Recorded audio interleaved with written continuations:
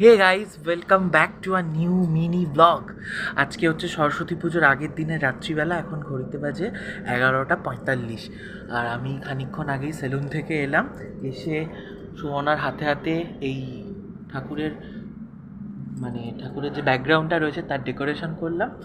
আর এদিকে এখন সুমনা দিচ্ছে হলো আলপনা। ফাইনালি আলপনাটা শেষ হোক, তারপর দেখাবো এবং ঠাকুরটাকেও দেখাবো।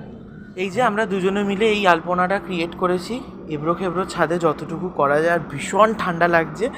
আর এদিকে হচ্ছে আমাদের মা সুরবন্দিতা, মা সরস্বতীর আরেক নাম সুরবন্দিতা।